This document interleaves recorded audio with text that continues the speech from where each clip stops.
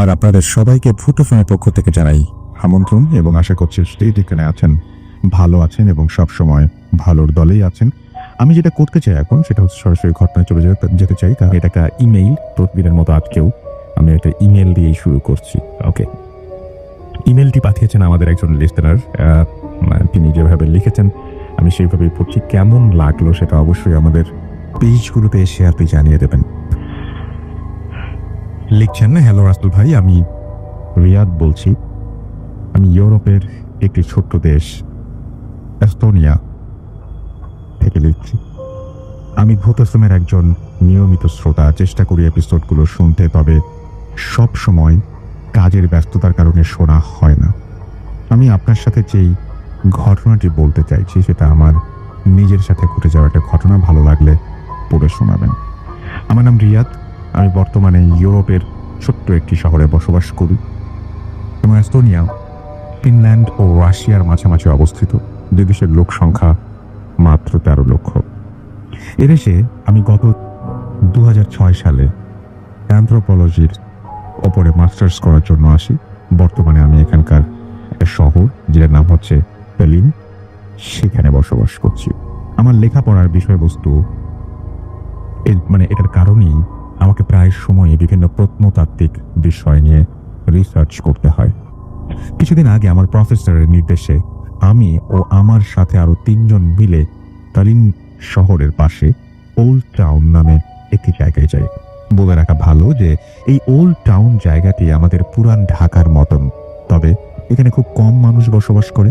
বেশিরভাগ বাড়িগুলোই ফাঁকা এবং দেখতে সবগুলো বাড়ি একই রকমের। বাড়িগুলোর পাশে বেশ কিছু পুরনো স্থাপনা। দিনের বেলায় দর্শনার্থীরা ভিড় জমায় এই স্থাপনাগুলো দেখার জন্য। আর দ্বিতীয় বিশ্বযুদ্ধের সময়কালের অনেক জিনিসপত্র এখানে এই শহরে পাওয়া যায়। সেদিন আমি ও আমার সাথে 3 জন মিলে আমরা একটি পুরনো স্থাপনার মাঝে প্রবেশ করি।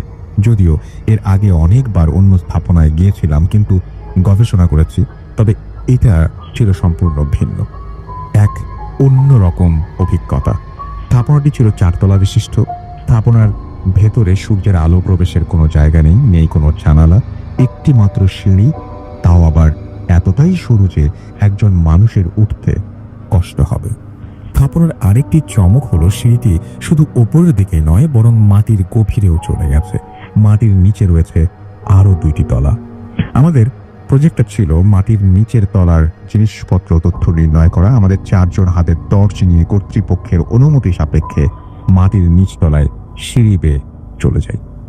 হাই প্রিয় লিসেনার, কেমন আছেন? আশা করি ভালো আছেন। আজকের যে এপিসোডটি সেটি খুব ইন্টারেস্টিং, বিকজ বাছাইকৃত ঘটনাগুলো আমি এখানে শেয়ার করেছি। সবচেয়ে ভয়ানক ঘটনাগুলো হচ্ছে এগুলো, যেন আপনাদের শুনতে ভালো লাগে। তো আমরা বেশি কথা বলবো না, সেটা হচ্ছে আপনি চ্যানেলটি সাবস্ক্রাইব করে আপনার মতামত জানিয়ে দিতে কিন্তু ভুলবেন না, আর মাস্ট একটি লাইক করে দিবেন। তো চলুন আমরা মূল ঘটনায় ফিরে যাই। ধন্যবাদ। মাটির নিচে প্রথম তলায় কিছু পৌরাণিক জিনিসপত্র থাকলেও দ্বিতীয় তলায় কিছু চমকপ্রদ জিনিস ছিল। তার মধ্যে ছিল দ্বিতীয় বিশ্বযুদ্ধের সময়কার হামলা করা বোমার কিছু অংশ, মানুষের খুলি, কিছু ধাতব পাত্র ও ধাতবের তৈরি বড় বড় কলসির মতো। আমরা আমাদের ডিভাইস দিয়ে জিনিসগুলো পরীক্ষা করতে হঠাৎ একটি জায়গায় আমার চোখ আটকে যায়। একটি মরচে ধরা 4 কোনা ধাতব কৌটা, যেটার গায়ে কিছু একটা লেখা। যে লেখাটা কোনোভাবেই ওই মুহূর্তে লাইটের আলোয় পড়তে পারছিলাম না, কিন্তু কেন যেন আমার খুব আগ্রহ জন্মে সেই ধাতব কৌটাটির ওপর।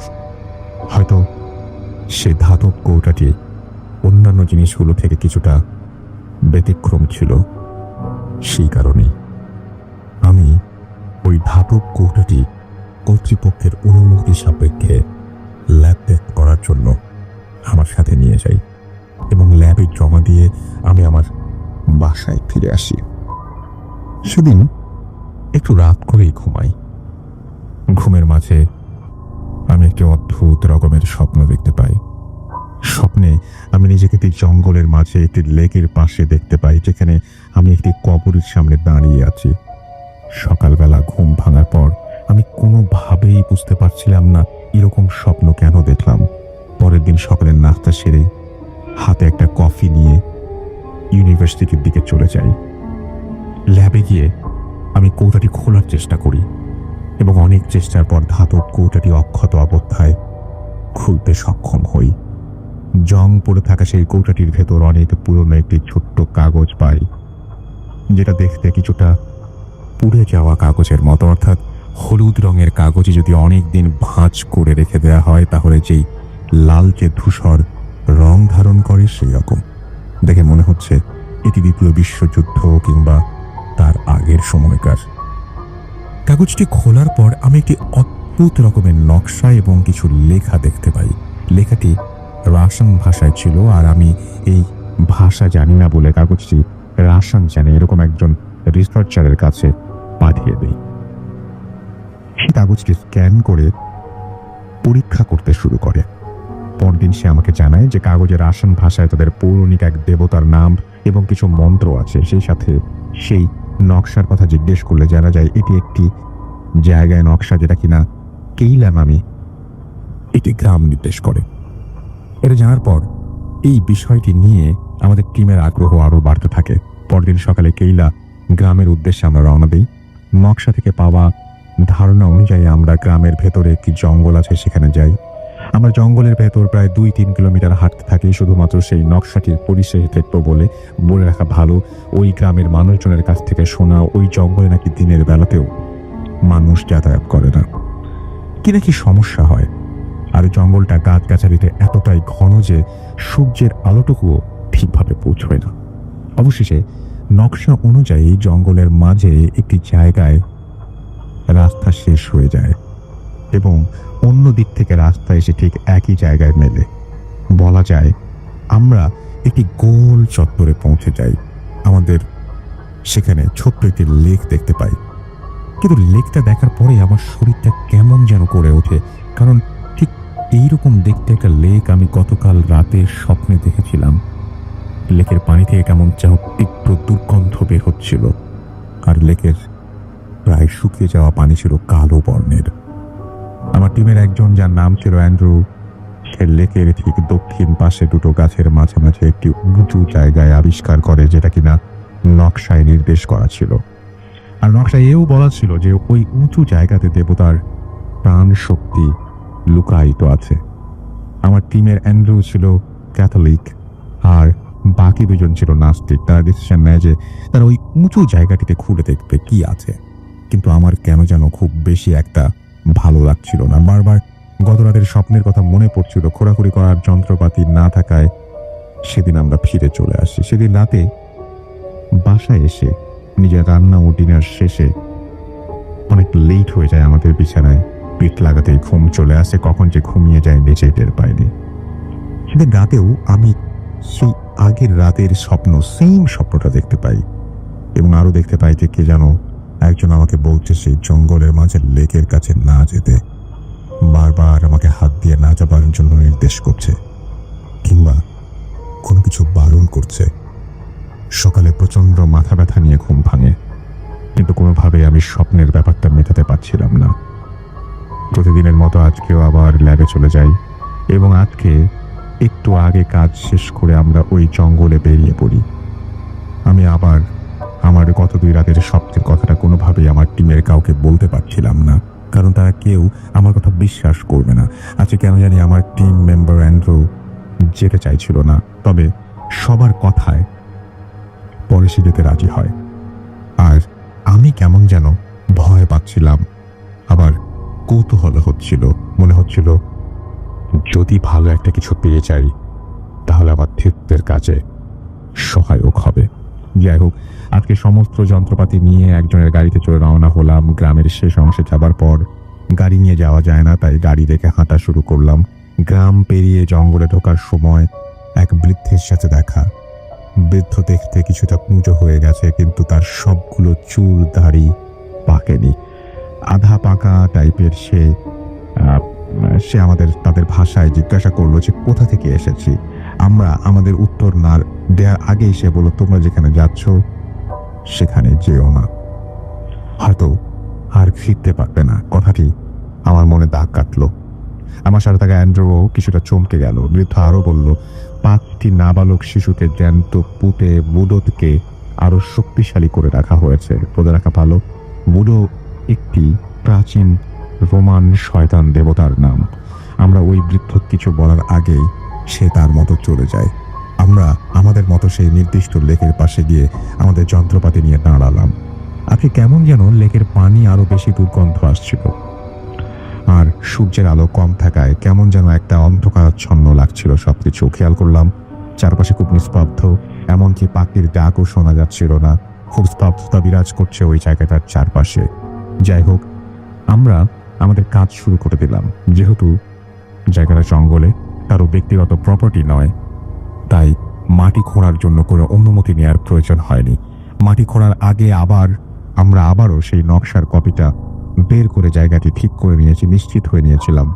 তারপর আমরা 4 জনই মাটি খোঁড়া শুরু করলাম। প্রায় ঘন্টাখানেক মাটি খোঁড়ার পর সবাই ক্লান্ত হয়ে পড়ি।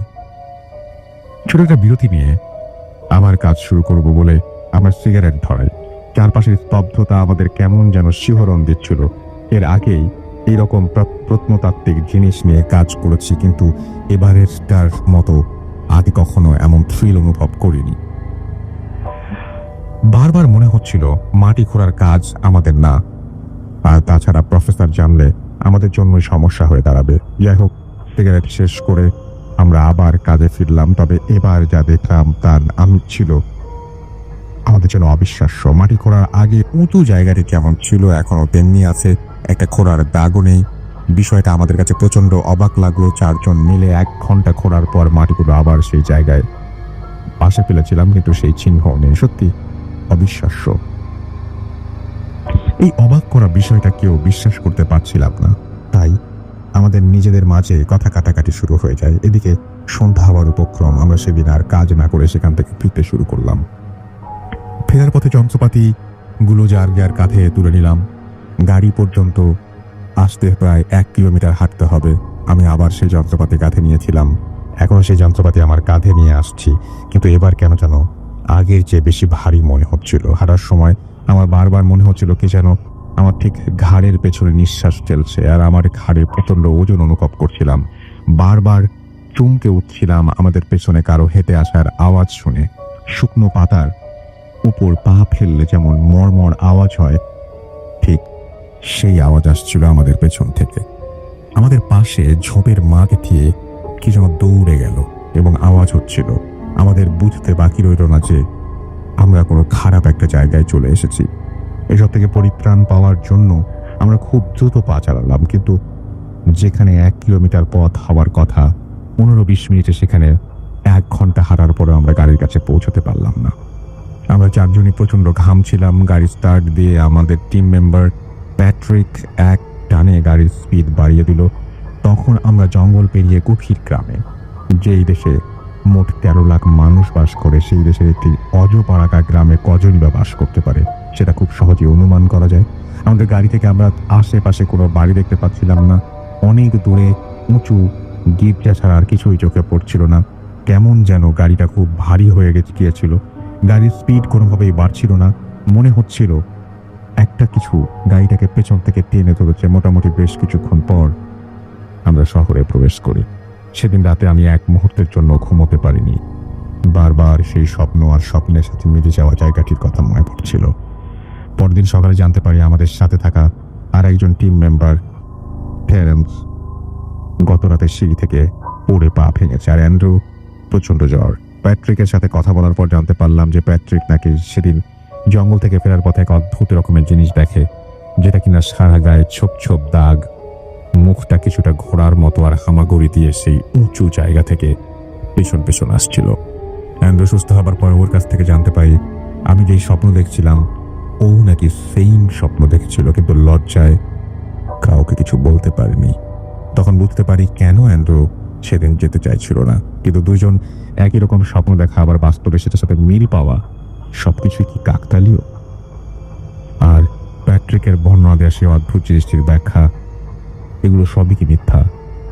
পরে আমরা স্থানীয় লোকজনদের কাছে জানতে পারি 2য় বিশ্বযুদ্ধের সময় অনেক লাশ ওই জঙ্গলের মাঝের লেকে ফেলা হয়েছিল, আর তারও আগে লেকের ওপর উঁচু জায়গাটাতে কজন মহিলা 5টি বাচ্চাকে জ্যান্ত পুঁতে ফেলেছিল তাদের বুডো নামের দেবতাকে সন্তুষ্ট করার জন্য। আর তারপর থেকেই ওই জায়গাটি অভিশপ্ত জায়গা হিসেবে পরিচিত আর পরিত্যক্ত ঘোষণা করা হয়। আমরা এখনো যখন সেই দিনটির কথা ভাবি তখনই আমাদের সেই রহস্যের হাতছানি দেয়। আমি এখনো আমার স্বপ্ন আর বাস্তবতার কোনো ব্যাখ্যা, কোনো সুরাহা পাইনি। এই ছিল ঘটনা, এবং আশা করছি যে এই ঘটনাটি আপনাদের ভালো লেগেছে। হাই প্রিয় লিসেনার, কেমন আছেন? আশা করি ভালো আছেন। আজকের যে এপিসোডটি সেটি খুব ইন্টারেস্টিং বিকজ বাছাইকৃত ঘটনাগুলো আমি এখানে শেয়ার করেছি। সবচেয়ে ভয়ানক ঘটনাগুলো হচ্ছে এগুলো, যেন আপনাদের শুনতে ভালো লাগে। তো আমরা বেশি কথা বলবো না, সেটা হচ্ছে আপনি চ্যানেলটি সাবস্ক্রাইব করে আপনার মতামত জানিয়ে দিতে কিন্তু ভুলবেন না, আর মাস্ট একটা লাইক করে দিবেন। তো চলুন আমরা মূল ঘটনায় ফিরে যাই। ধন্যবাদ। লিসনিং টু রেডিও ফুরতেরাট এফএম। আমাদের সঙ্গে আছেন আহমেদ বাবু এই মুহূর্তে, এবং আমরা কোনো কথা না বাড়িয়ে সরাসরি চলে যাব তার কাছে, তার ঘটনা শোনার জন্য। আপনারা সবাই অধীর আগ্রহে বসে আছেন, আমি জানি, আমিও অধীর আগ্রহে বসে আছি। চলুন সরাসরি চলে যাই তার কাছে। জি ভাই, আসসালামু আলাইকুম। ওয়ালাইকুম আসসালাম রাসূল ভাই। আমি কাহিনীতে চলে যাব সরাসরি। আর এই কাহিনীটা আমাকে বলেছে হচ্ছে সুনীল, ওর দাদার আমলের কাহিনী। সম্ভবত এটা তখন নাকি আপনার দেশ বিভাগের আগে একদম ভারতবর্ষ ছিল সে সময়কার কাহিনী। জি, তো এই কাহিনীটা হচ্ছে যে একটা জমিদার বাড়ি, এটা হচ্ছে ময়মনসিং এর এদিকে ছিল আর কি, ময়মনসিং এর দিকটাতে। তো তখন ভারতবর্ষ আর কি বড়, এবং যে কাহিনী বলেছে তার দাদা সে সময় ওই তাদের জমিদারি প্রথাটা উঠে যাচ্ছে আর কি, তখন উঠে গেছে এবং সম্পত্তি ভাগ হয়েছে। তো এরকম সময় তার দাদা শহরে ছিল আর কি, কলকাতায় ছিল। তার দাদার ডাক পড়ে আর কি, যে বলে যে তোমার সম্পত্তির এটা ভাগাভাগি করে তুমি তোমার দাদা আসে সেগুলো নিয়ে যাও আর কি। তো ওর ফ্যামিলিতে দুঃসম্পর্কের কিছু আত্মীয় ছিল এবং ওর দাদা ছিল আর কি সেখানে, সেই ইসে আর কি। তো শুনলে দাদা যখন নাকি ময়মনসিং এ আসে, তার কলকাতার জব ছেড়ে, চাকরি ছেড়ে, তিনি চাকরি করতেন আর কি। তো সেই সময়টা আর কি ওই জায়গাটা আর কি বেশ পাহাড়ি টাইপের ছিল, মানে খুব বেশি মানে মানে একটু জঙ্গল ঘেরা, পাহাড় টাহাড় আছে এবং মানে বেশ বন্য পরিবেশ আর কি। এর মধ্যেই তার পুরুষদের জমিদারি ছিল এবং তারা ছিলেন বেশ অত্যাচারী টাইপের আর কি, অত্যাচারী টাইপের। এবং পরবর্তীতে আর কি তারা মানে যারা আছে, যিনি লাস্ট চলে যান আর কি, এবং তার হিসাবটা করে যান, যে তিনিও আর কি বেশ মানুষের রোষানলেই পড়েন আর কি, এরকম একটা অবস্থা ছিল। এবং ও অতীতে কিছু তাদের ফ্যামিলির কিছু মানুষকে মানুষ মেরেও ফেলতে, যে এরকম কিছু। যাই হোক, শুনলে দাদা যখন ওখানে যায় তখন যে দেখে যে পরিবেশটা মোটামুটি তখন আর জমিদারির ব্যাপারটা নেই এখানে। তবে তার যে উকিল তিনি এবং তাদের যে ম্যানেজার ছিলেন তিনি ওই বাড়িটাতে তাকে নিয়ে যান আর কি, নিয়ে যে ওখানে রাখেন, দেখান বাড়িটা, বিশাল বাড়ি, এবং তার অন্যান্য যে জিনিসগুলো বুঝে নেওয়ার সেগুলো তাকে বোঝাতে থাকেন। এবং তার এক দুঃসম্পর্কের এক হয় আর কি, মানে যেটাকে বলে জেঠি বা সামথিং ছিল আর কি। তিনি তার সাথে সব কমিউনিকেশন অ্যান্ড সবকিছু মেনটেন করতেন, কারণ তারই নাকি আরো কিছু মানে মানে ওনার দাদার যে জেঠি আর কি, তারই নাকি আরো কিছু মানে প্রাপ্য ছিল কিছু অংশে, কি হিসাব কিতাবে আর কি। যাই হোক, তো ওনার সাথে ওনার কথাবার্তা বলা লাগে সব ব্যাপারে। তো উনি ওখানে যাওয়ার পরে বেশ কিছুদিন কেটে যাওয়ার পরে ওনার যে বন্ধু, মানে ওর দাদার বন্ধু, শুনলে দাদার বন্ধু একটা চিঠি পায় ওর দাদার কাছ থেকে, যে সে অসুস্থ আর কি। শুনলে দাদা যে সে অসুস্থ ছিল, জি বেশ অসুস্থ হয়ে গেছে হঠাৎ করে। অসুস্থতার লক্ষণটা হচ্ছে সে লিখছে তাকে চিঠিতে যে সে হঠাৎ করে জ্বালা পোড়া হয় তার, এবং তখন সে জ্বালা পোড়াটা এতটুকু হয়, শারীরিক জ্বালা পোড়া, সে কিছুই করতে পারে না, সে আপনার সব তার জ্ঞান হারিয়ে যায় আর কি, সে নিজের জ্ঞান থেকে বেরিয়ে যায়। জি, সে তার দাদার বন্ধুকে অনুরোধ করে তাকে ওখানে আসতে আর কি। তার যে ফ্রেন্ডটা থাকে সে খুব ক্লোজ একটা ফ্রেন্ড, এবং তার সাথে অনেক কিছু শেয়ার করে, ওটা খুব ক্লোজ ফ্রেন্ড। তো সে তখন ওখান থেকে ইংল্যান্ডে যাওয়ার জন্য রেডি হচ্ছিল আর কি, বিদেশে যাবে পড়তে সে সময়। তো সে সময় অনেকে আইন বিষয়ে পড়াশোনা করতে যেত আর কি এরকম। তো যাই হোক, তো বন্ধু যখন নাকি চিঠি পায়, চিঠি পেয়ে তখন চিন্তা ভাবনা করে সে চলে আসে এদিকে বিভিন্নভাবে আর কি। তার আশার বর্ণনা নাই দিলাম, বা আশার বর্ণনা দিছিল, বাট সেটা আমি নাই দিলাম। জি, তো বিভিন্নভাবে চলে আসে। আসার পরে সে যে তার বন্ধুর সাথে দেখে, বন্ধুকে দেখতে পায় যে সে একটা রুমে শুয়ে আছে, বেশ আগের থেকে বেশ শুকায় টুকায় গেছে, চোখের নিচে কালি করছে।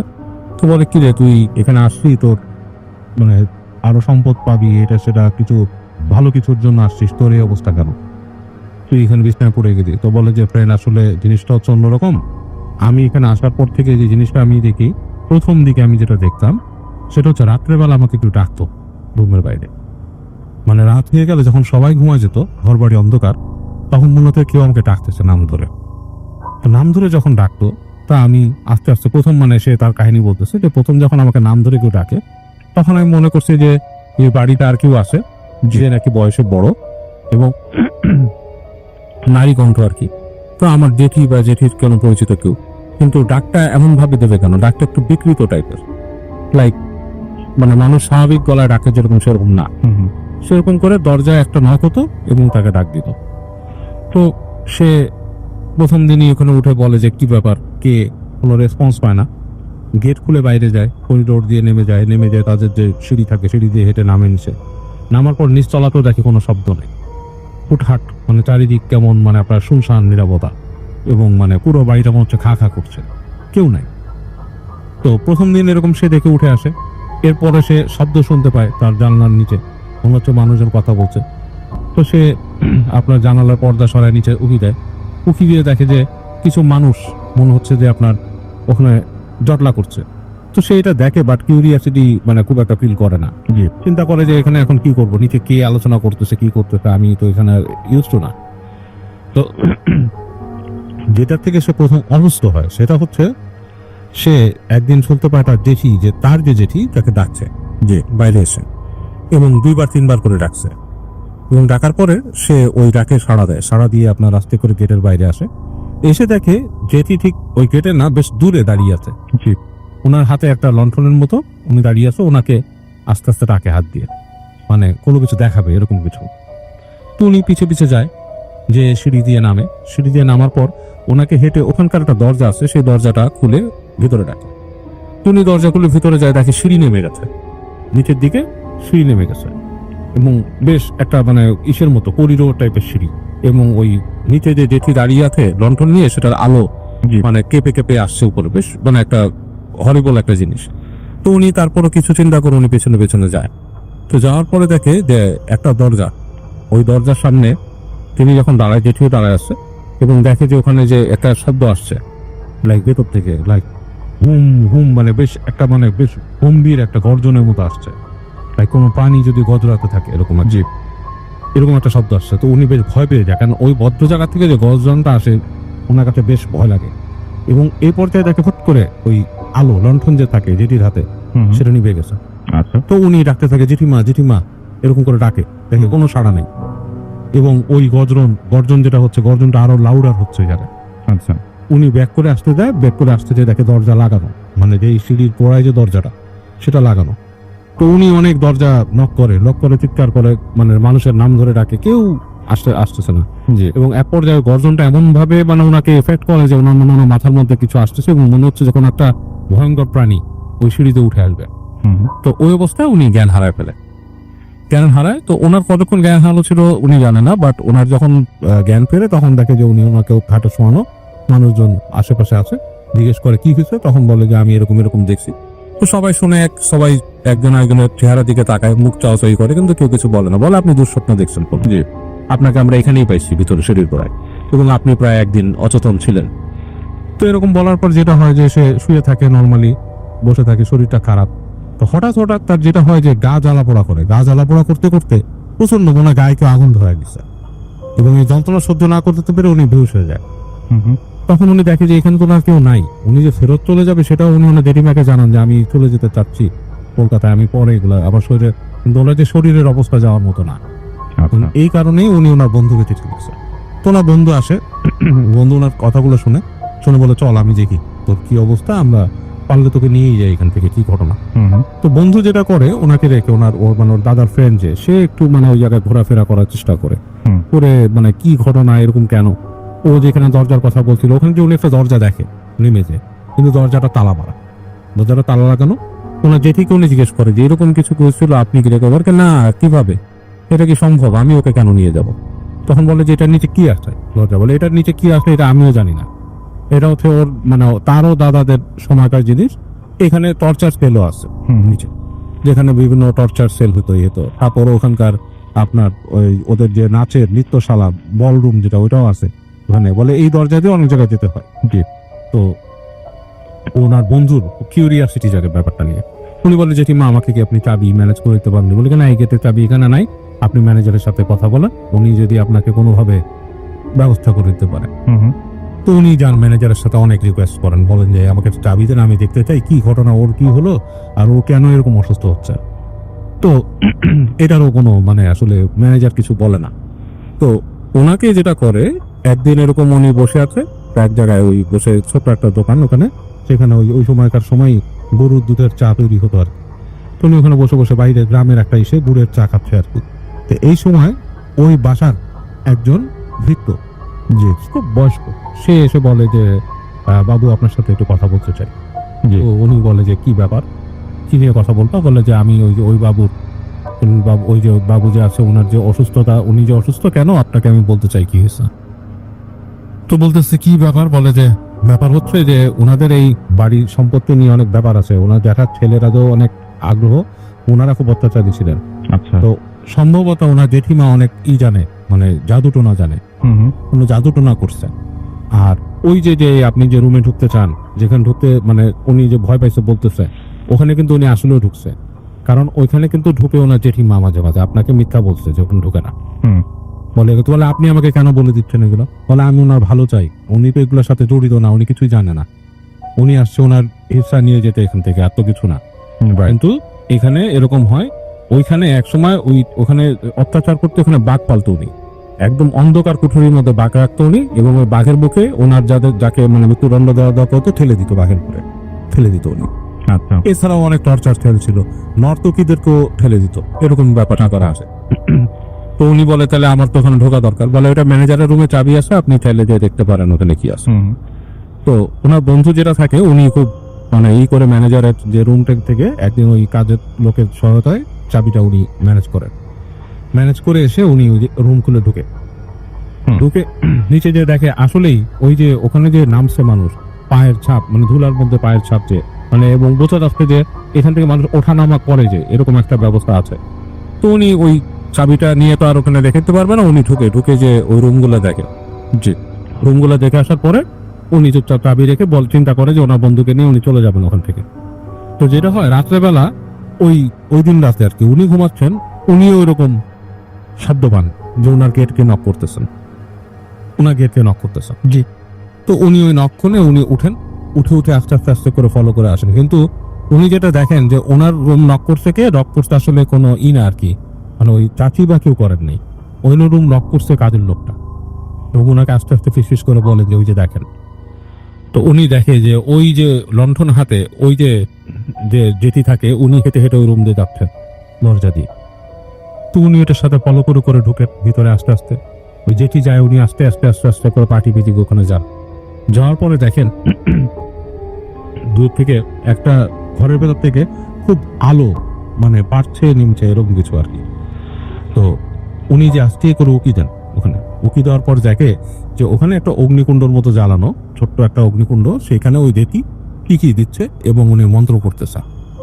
এবং ওই পাশে মানে ঠিক আগুনের ওই পাশটাতে কিছু ছায়া মূর্তির মতো আছে, তাদেরকে দেখা যায় না, বোঝা যায় না, বাট বোঝা যায় কিছু ছায়া মূর্তির মতো দাঁড়ানো এখানে।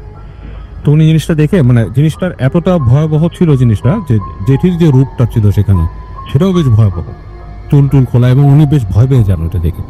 উনি ভয় পেয়ে উনি আস্তে ধীরে উনি ওখান থেকে উঠে আসেন, ওখানে আর থাকেন না, এবং এসে দেখেন বন্ধুর কাছে, দেখে বন্ধু সরাসরি হিম হয়ে গেছে, মানে ঠান্ডা। তো উনি বন্ধুকে তাড়াতাড়ি উনি ওনার সাথে যে ওই লেফটের চাদর ছিল তা দিয়ে ঠেকে দেন, দেখে উনি ওই রাতে ওখানে বন্ধুর সাথে ঘুমায় যান। এখন পরদিন উনি যে দেখেন সবকিছু ঠিকঠাক, উনি ব্যবস্থা করেন ওনার বন্ধুকে নিয়ে যাবেন ওখান থেকে। তো সবকিছু মোটামুটি রেডি হয়। শেষ মুহূর্তে এসে যে ম্যানেজার যে নিয়ে যাবে, বলে যায় আজকে তো আপনাদের বেরোতে পারতেছেন না, আপনাদের কালকে যেতে হবে, আজকে যাওয়া সম্ভব না বাসার থেকে।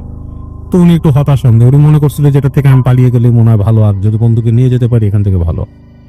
তো রাতের বেলা উনি ঘুমিয়ে আছেন, ওই দিন রাতে বন্ধু রুমে ঘুমান নাই, নিজের রুমে ঘুমাইছে।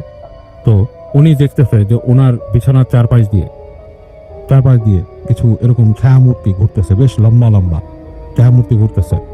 আর ওনার ঠিক মাথার কাছে ওই জেঠি, কিন্তু অন্ধকারের মধ্যে, উনি বুঝতেছে, বলতেছে যে তুই ওকে নিয়ে যেতে আসছিস, ওকে তো যেতে দিব না, আর তুই যদি নিজের প্রাণ নিয়ে যেতে যাস তুই চলে যায় এখান থেকে। তো এটা ওনাকে বলার পর উনি মানে ঘুমের মতো দ্বন্দ্বের মতো ছিল, উঠে দেখে যে কেউ নাই রুমের ভিতরে। বাট উনি মেসেজটা পেয়ে উনি খুব ভয় পায়। তো উনি ইসের সাথে কথা বলে পরদিন সকালে উঠে ওই যে তৃতীয়টা ছিল তার সাথে তাকে খুঁজে বের করে তাকে কথা বলে যে তুমি আমাকে কি কোনো ব্যবস্থা করে দিতে পারবে এখান থেকে চলে যাওয়ার জন্য। সে বলে আমি আপনাদের চলে যেতে দিতে পারবো, কিন্তু একটা ব্যবস্থা করতে পারবো, কিন্তু আমাকে কিন্তু এটার জন্য ক্ষতি হবে। তো বলে যে আপনার ক্ষতি হবে কিন্তু আমাদেরকে বের করে দেন, আমরা তো এখানে সমস্যা করব। তো এটা বলার পরে ওই লোক ওনাদেরকে মানে ওই একটা পথ বলে যে এদিক থেকে এরকম সকালবেলা বের হয়ে দিকে চলে যাবেন, দেখতে চলে গেলে মানে আপনারা মোটামুটি সমস্যার থেকে বের হয়ে যাবেন। কিন্তু এই পথটা সোজাসুজি এদিক দিয়ে যায়নি, এটা গ্রামের ভেতর দিয়ে ঘুরে ঘুরে গেছে। তো উনি ওদিক থেকে বের হন সকালবেলা, এরকম কথা বন্ধু কাউকে চোখে মানে কাউকে যখন কেউ দেখে না এরকম সময় বের হয়ে যায় বন্ধুকে নিয়ে।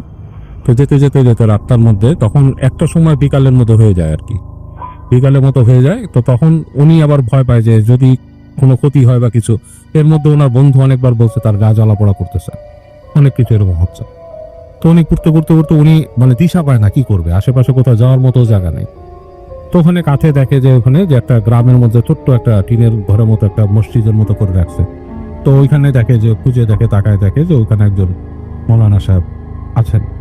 তো উনি যে তাকে বলেন যে আমাদেরকে একটু হেল্প করেন, আমরা আপনার ধর্মের না কিন্তু আমাকে একটু হেল্প করেন। কি বলে যে এরকম আমার বন্ধু এরকম কি সমস্যা করছে, সে মানে উনি বলেন না কোন জমিদার বাড়ি বা কি এটা বলেন না, বলে যে এরকম সমস্যায় পড়ছে তাকে এরকম মনে হয় কালো জাদু করা হয় এই সেই। তো মৌলানা সাহেব বলে অবশ্যই, বলে আপনি কি আমার সাহায্য করবেন? তো বলে যে হ্যাঁ অবশ্যই করবো, কেন করবো না। কারণ তাদের ওই সময় আরো ব্যাপারটা আরো কঠিন ছিল, মানে তাদের মানে ধর্মীয় ব্যাপারটা এতটাই ছিল মানে এক একজনের বিলিফটা কেউ কারো কাছে আর কি খুব যেতে চাইতো না। তো মৌলানা সাহেব বলে অবশ্যই করবো, আপনি আপনার বন্ধুকে বসান। উনি এক জায়গায় বন্ধুকে বসানোর পরে উনি তার বন্ধুকে একটা পানি নিয়ে আসেন, একটা এরকম মটকির মধ্যে পানি নিয়ে আসেন। বলে যে এটা হচ্ছে বড়ই পাতার পানি, বড়ই পাতা ভিজানো, এটা হচ্ছে সবচেয়ে পবিত্র পানি হয়। বড়ই পাতা ভিজায় যে পানিটা হয় সেটা হচ্ছে পবিত্র পানি।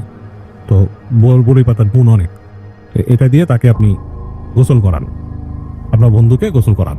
তো এটা দিয়ে ওইদিকে উনি কিন্তু পুরো নেদায় গেছে বন্ধুরা, ওই যে ঈশার দাদা। তো ওনাকে ওইটাতে গোসল করানোর পরে মৌলানা সাহেব ওনাকে ঝাড়া শুরু করে এবং ওই প্রত্যেকটা ঝাড়ার সময় উনি চিৎকার চেঁচামেচি করতে থাকেন। তো এক সময় তার মুখ দিয়ে কথা বের হয় যে তার উপরে একটা জিন চালান করে দিয়েছিল এবং ওই জিন তাকে আস্তে আস্তে মেরে ফেলার ছিল। তো মৌলানা সাহেব অনেক কামেল ছিলেন, উনি করে জিনকে সরায় দেন এবং তার শর্তেই থাকে, বলে যে তুমি একজন মানুষ, সে যেটাই হোক সে মানুষ, তুমি তাকে ক্ষতি করতে পারবে না।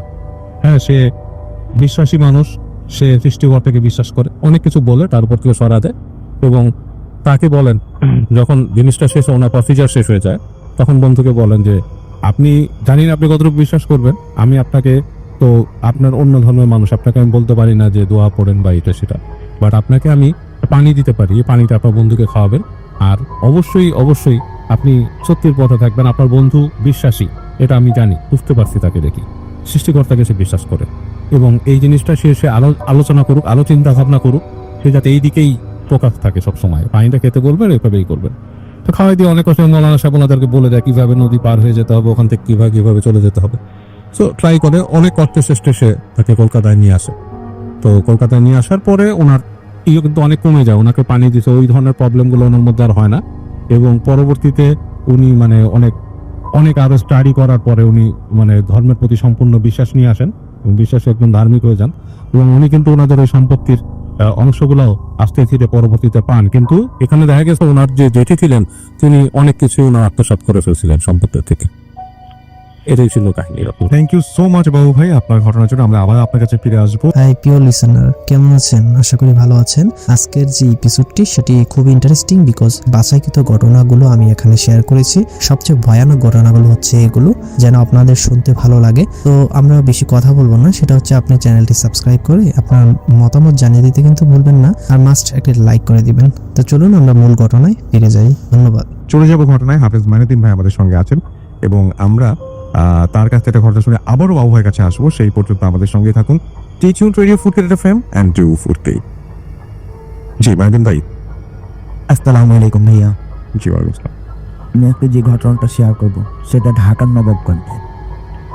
এই ঘটনাটা একটি ভবনকে নিয়ে। ভবনটা খুব ভয়াবহতরে।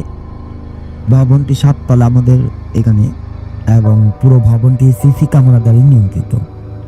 সেইখানে ভবনটির যেগুলো সমস্যা, বেশ 5-7 বছর ধরে এই ঘটনাটা চলতেছে এবং সমস্যাটা চলতেছে। সিকিউরিটি গার্ড নিয়ে, সেই সিকিউরিটি গার্ড জব নেয়, কিন্তু 2-4 দিনের বেশি থাকতে পারে না, এবং যখন সে চলে যায় তখন বাড়িওয়ালাকেও কিছু বলে যায় না। এমনিতেই মানে কোনো কিছু না বলেই লুকিয়ে চলে যায়, পালিয়ে চলে যায়, জি। কিচ্ছু বলে না। তো বেশ এরকম ভাবে অনেক দিন ধরে চলতেছিল যে সিকিউরিটি গার্ড রাখা হয় একের পর এক, কিন্তু কেউ আজও পর্যন্ত মাসখানেক কেউ ডিউটি করতে পারেনি। সপ্তাহখানেকও না, 2-4 দিন পরই অসুস্থ পরেই লুকিয়ে চলে যাওয়া। এরপর একটা যে সমস্যাটা, গৃহকর্মী যারা কাজের বুয়া, ওরাও ঠিক মতো এখানে থাকতে পারে না, এবং বাড়িওয়ালা ব্যতীত এখানে ভাড়াটিয়াদের যে গেস্ট আসে, মেহমানগুলো আসে, তারা একটা রাত থাকতে পারে, এরপরে 3 হাত থাকতে পারে না। সেটাও তারাও খুব বিপদ, মানে ভয়ের দিতে পায়। তো এই বাড়ি এরকম সমস্যা নিয়ে এবার যা ঘটছিল গত সপ্তাহে, তো দারোয়ান ওনার পরিচিত খুব নিকটবর্তী লোক, উনি এই জন্যই পরামর্শ দিয়ে রাখছে যে আপনাকে আমি রাখলাম, শুধু আমাকে বলতে হবে যে আপনি যদি চাকরি ছেড়ে চলে যান কেন যাবেন, এবং এই বাড়ির সমস্যাটা কোথায় আমাকে বলে যেতে হবে। যদি না করেন, যদি আপনার দ্বারা সম্ভব না হয়, তাহলে কিন্তু আমাকে বলে যেতে হবে যে আপনি কেন আমার বাসাতে চাকরি করবেন না। এই জন্য উনি ওনার খুব কাছের একজন নিকটবর্তী আত্মীয় পেয়ে ওনার একটি চাকরিতে নেয়। তো ঘটনা হচ্ছে গত সপ্তাহে শনিবার দিন উনি সকালে আসেন তার বাড়িতে চাকরিতে। রাত্রিবেলায় যে ঘটনা হয়, উনি বললেন যে আমি রাত 8টার দিকে 7 তলার উপরে যে ছাদ, সেই দরজাটা আমি তালা বদ্ধ করে দিই, এবং রাত 12টা 15 নিচের তলার মেন দরজার যেটা, আমি ওটাও বন্ধ করে দিই। এবং আমি আমার ঘরের ভিতরে বসে খাওয়া দাওয়া শেষ করে রাত 1:30 বাজে আমি যখন আর কি ঘুমাতে যাবে, সে দেখে যে মনিটরের মধ্যে হঠাৎ করে তার চোখ গেছে যে বাড়ির ছাদের উপর যে দরজাটা 8টার দিকে তালা দেওয়া ছিল, সেটা নিজ থেকে খুলে যাচ্ছে, অটোমেটিক আপনি খুলতেছে। উনি তাকিয়ে রইল যে মনিটরটার দিকে, যে ছাদের গেটটা খুলতেছে কে, কিন্তু কোনো মানুষকে দেখতেছে না, দরজাটা পুরো খুলে গেছে। তুমি পরে ভাবলেন যে হয়তো মানুষ উঠে গেছিল, দরজা খুলে বন্ধ করা হয় নাই, তাহলে চাবি নিয়ে আমি যা বন্ধ করে দিয়ে আসা পড়ি। উনি হাতে চাবি নিলেন এবং উনি ওই দরজা বন্ধ করতে যাবেন, ছাদের দরজাটা। উনি বললেন যে আমি যখন উপরে উঠতেছি দোতলার থেকে, আমার শরীরটা কেমন চিন লাগতেছিল, খুব ঠান্ডা ভয় লাগতেছিল, ফুলে যাচ্ছিল। তারপর আমি ভাবলাম যে না, দরজাটা কেউ হয়তো মানুষই খুলতে, অন্য কোনো কিছু না। তুমি বললো যে আমি হাঁটতে 5 তলা পর্যন্ত গেছি। এরপরই 5 তলাতে একটা ঘটনা যেটা হয়, ওনার বলে যে 3 তলা থেকে আমাকে ডাক দেওয়া হয়েছে, সুলতান নিচে নেমে আয়, উপরে যা। তখন উনি বললো যে আমি যে উকি যে দেখলাম যে আমাকে কে ডাকলো, বাড়িওয়ালার যে বাবা ছিলেন, উনি তো মারা গেছেন, কিন্তু ঠিক ওনার মতো এরকম 3 তলাতে আমি উকি দিয়ে দেখি বাড়িওয়ালার বাবা নিচে দাঁড়িয়ে, মানে নিচ থেকে নামতেছে, 3 তলা থেকে নিচের দিকে নামতেছে, আর আমাকে বলতেছে সুলতান নিচে নেমে আয়, উপরে যাস নেই। তা আমি তো অদ্ভুত হলাম যে বাড়িওয়ালার বাবা তো নেই, উনি নিচে কেন? আমি খুব তাড়াহুড়ো করে, উনি বললো যে আমি খুব তাড়াহুড়ো করে নিচে যাচ্ছি, কিন্তু যাওয়ার সময় আর ওনাকে দেখি নেই। পরবর্তীতে উনি বললো যে আমি আমার রুমে আসলাম, আমি আমার ঘরে এসে বসে দাঁড়ালাম, কিন্তু আমি দেখতেছি যে এরকম যখন আমার রুমে এসে বসলাম, উপর থেকে 3-4 জন লোকের যে নিচে নামে আসতেছে খুব দ্রুতভাবে, এই হাঁটার শব্দ আমি পাচ্ছি, এবং হই হুল্লোড় কিছু কথাবার্তা চিল্লাচিল্লি আওয়াজ পাচ্ছি। তা আমি ভাবলাম যে উপর থেকে আবার এখন কে আসতেছে। তো উনি ওনার ঘরের রুমে দরজার সামনে দাঁড়ালো দেখার জন্য যে আসলে তো আমার কাছে আসবে, যেহেতু দরজা আমারই খুলতে হবে। উনি অপেক্ষায় দাঁড়িয়ে থাকলো যে কে আসতেছে এরকম হুড়োমুড়ি করে। উনি বললো যে ওই মুহূর্ত থেকে আমার পেছনে দাঁড়িয়ে সেই বাড়িওয়ালার বাবা আমাকে বলতেছে, সুলতান আমার মা বেঁচে নেই, আমার মা মারা গেছে। উনি আর কি এই কথা শোনার সাথে সাথে বললেন যে আমি সেখানে কিছুক্ষণ, মানে অল্প কিছুক্ষণের জন্য, ঘন্টাখানেকের জন্য আমি জ্ঞান হারিয়ে ফেলি, আমার জ্ঞান থাকে না। আবার আমি যখন উঠি তখন ফজরও এখনো হয়নি, 4টা 4:30 বাজবে। বলে আমি শুধু ওই কথাটা, যে আমাকে যখন দেখলাম যে দাঁড়িয়ে সিঁড়ির থেকে নিচে কেউ আসতেছে কথা বলতে বলতে, অনেকগুলো 3-4 জন, আমি এখানে দাঁড়ানো, কে আমার পেছন থেকে তার ঠিক বাড়িওয়ালার বাবার মতোই দাঁড়িয়ে বলতেছে, সুলতান আমার মা মারা গেছে। ওই কথা শোনার পরে আমি যখন আবার উঠলাম, ঠিক 4টা 4:30 দিকে উনি বলতেছে ওই একই রকমই সিঁড়ির থেকে নামার লোক শব্দ, কিন্তু নামে না। উনি বলতেছেন নামে না, কিন্তু শব্দ আমি দেখতেই আছি যে হ্যাঁ এরকম হাঁটার শব্দ। পরবর্তীতে উনি এরকম উপরে যে দেখবেন যে কি ঘটনাটা, বলছেন আমি উঠতে পারিনি, আমি অসুস্থ হয়ে পড়ি। পরবর্তীতে যখন উনি খুবই গুরুত্বপূর্ণ অসুস্থ, মানে অবস্থা খুবই খারাপের দিকে, ভয়, তখন আমিও সেখানে যাই। তো সেই বাড়িটা পুরো আমি দেখি, খেয়াল করি। পরে সেইখানে একজন ভাড়াটিয়া ছিলেন 5 তলার 6 তলার উপরে, 6 তলার উপরে ভাড়াটিয়া যে ছিলেন, খুব পুরাতন উনি আমার কাছে সেই কথাটা বা দারোয়ানের কথাটা, এই বাড়ির কথাটা আমাকে শেয়ার করলো যে এই বাড়িতে 6 তলার উপরে যে বাড়িওয়ালার বাবা মারা গেছে, তার মা থাকতো। বাড়িওয়ালার বাবা প্রথম মারা যায়, কিন্তু ওনার মা ওনার ছেলের কাছে এরকম থাকতো। কিন্তু ওনার কোনো সেবা, কোনো কিছুই খেদমত ছিল না, অবহেলিত ছিল তার। এবং সে যে সকালে ফজরের আগে উনি মারা যান, তাদের কোনো খবর ছিল না। যখন দুপুর বেলায় তাকে খাবার দেওয়ার জন্য যাওয়া হয়, তখন দেখে যে উনি ইন্তেকাল করেন। ওই সবাই দুপুরের পরে আর কি খবরটা পায়, উনি দুনিয়াতে নেই। তো বাড়ি ভাড়াটিয়া বলল যে উনার দাদুর, মানে ছেলেটার যে মুরব্বিটার বদদোয়া, অভিশপ্ত পুরো বাড়িটা একেবারে ছড়ানো, যার কারণে কেউ থাকতে পারে না সঠিক মতে। এবং খুব ভয়াবহ লাগে সবার কাছে, খুব ভয়, বাড়িটা খুব ভার হয়ে থাকে। উনি বারবার বলতেছে বাড়িটা একটা অভিশপ্তের বাড়ি, কেননা একজন অভিভাবক হয়ে সে কখনো কারো সেবা পাননি। ইন্তেকালের সময় উনি কাউকে কাছে পাননি। যখন মারা গেছে খুব ভোরবেলায়, দুপুরবেলা সবাই জানতে পারে উনি দুনিয়াতে নেই। এই ভাইয়া ছিল ঘটনা। থ্যাংক ইউ সো মাচ আপনার ঘটনার জন্য, আপনাকে অনেক ধন্যবাদ। আমরা চলে যাবো এখন বাবু ভাইয়ের কাছে, এবং বাবু ভাইয়ের কাছ থেকে আরেকটা ঘটনা শুনে আসবো। আশা করছি এই ঘটনাটা আপনাদের ভালো লাগবে। চলুন শুনে আসি। রাসুল ভাই, এই কাহিনীটা হচ্ছে আপনার সাগরের কাহিনী। And, এটা হচ্ছে মোহাম্মদপুরের একটা জায়গার, and that is actually মোহাম্মদপুরের একটা জায়গার আসে, স্পেসিফিকলি বলার কিছু নেই। আচ্ছা, যাই হোক, ওদের সাগরদের বাসার যে জায়গা, সেই বাসার মানে অপোজিটে যে রাস্তার পাশে একসময় ছিল নদী। জি। এখন সেখানে শহর হয়ে গেছে, মানে বিল্ডিং টিল্ডিং অনেক কিছু অবস্থা। তো ওই রাস্তার মোড়টা সম্পর্কে সবার কাছেই ও শুনতো, ওর মুরব্বীরা, যে রাতের বেলা যখন নাকি ওরা হাঁটতো দিক দিয়ে, ওনারা যখন হাঁটতেন, ব্যাকিন আমিও ওনার তখন ছোট, হয়তো স্কুলে পড়ি, এরকম সময়কার কথা। তো তখন আমি কিন্তু ওদিক দিয়ে গেছি রাসেল ভাই, নিজে সাইকেল চালায় তখন গেছি ওদিক দিয়ে। আমার ভয় লাগতো না, আমি কিছু দেখি নাই তখন। বাট ওর মুরব্বীরা নাকি বলছে ওখানে নাকি অনেক কিছু দেখতো তারা। দেখা জিনিসের মধ্যে অনেকে দেখছে যে মাথা ছাড়া মানুষ রাস্তা দিয়ে হাঁটতেছে, এরকম কিছু। তো সাগর ওখানে থাকে, তাদেরই বাড়ি। সে তাদের বাড়িতে যেটা এক্সপিরিয়েন্স করতো, যে হচ্ছে তাদেরকে মনে হতো ওর কাছে যে ও প্রায় রাস্তার মধ্যে শব্দ শুনতো আর কি। জি, এটা ওইটা বিভিন্ন রকমের শব্দ, মানে উইয়ার্ড শব্দ। আবার ওর কাছে মনে হতো মাঝে মাঝে ওদের যে জানালার মধ্যে কেউ রাতের বেলা, মানে জানালার ওপারে কেউ আছে, এরকম লাগতো। তো ভয়ে ভয়ে ঘুমায় যেত। তো একদিন যেটা হয়েছে, ওর পরীক্ষার আগে ও মানে সাধারণত রাত করে পড়তো না গভীর রাতে, বাট ওই দিন সে মানে রাত করে পড়ার চিন্তা করছে, কারণ বন্ধুরা পড়ে এবং তার প্রিপারেশন ভালো ছিল না, সামনেই ম্যাট্রিক পরীক্ষা। তো ও চিন্তা করে কি যে ওই দিন ও রাত জেগে পড়বে। তো রাত জেগে পড়ার, যাদের রাত জাগার অভ্যাস নেই আসল ভাই, তারা কিন্তু সহজে জাগতে পারে না, তারা ঘুমে একদম মানে অবস্থা খারাপ হয়ে যায়। তো সাগরও চেষ্টা করছিল, কিন্তু তার অবস্থা একদমই খারাপ হয়ে যাচ্ছে। তো একসময় সে চিন্তা করলো দুধ ঘুমা করি। তো রাত তখন 1টা-1.5টা বাজে, খুব বেশি বাজে নেই।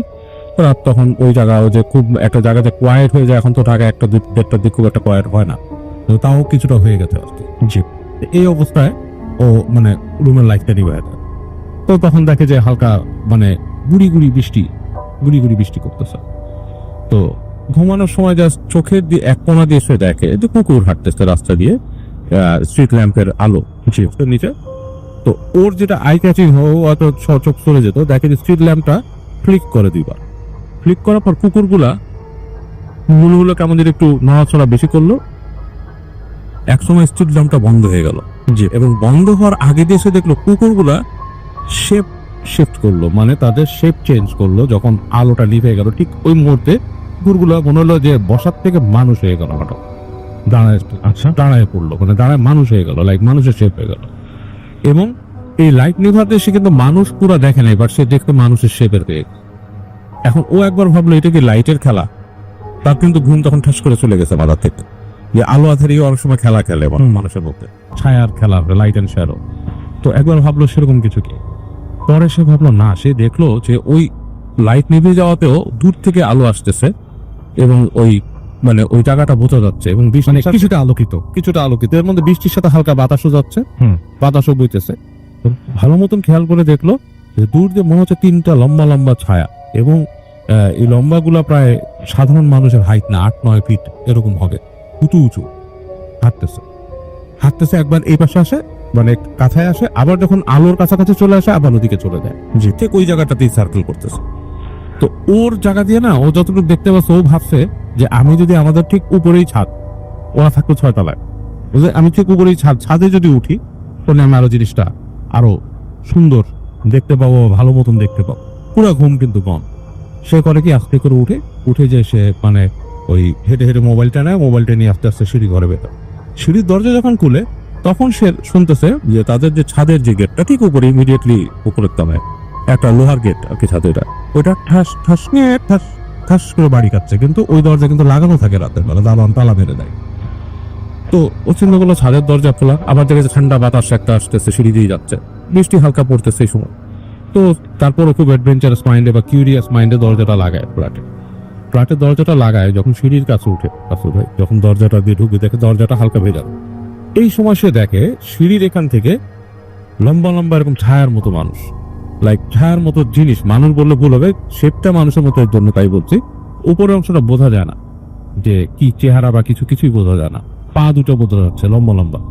এগুলো খুব সুইফটলি, মানে ম্যাটার অফ লাইক, মানে খুব স্পিডে, লাইকে খুব যখন ফাইটার জেট যেরকম স্পিডে যায়, জি সেরকম তার পায়ে যে শট করে পাস করে চলে গেল নিচে, মানে 1 সেকেন্ডের জন্য গেটে, এবং পরবর্তী সেকেন্ডে তাকে 5 তলা সিঁড়ি নেমে গেল, এবং ওগুলো নামার সাথে যে বাতাস, সে বাতাসও তার গায়ে লাগতে, এবং ও তো ওখানে ফ্রিজ হয়ে যায়, ও আর কোথাও ওঠার চিন্তাও করতে পারে না।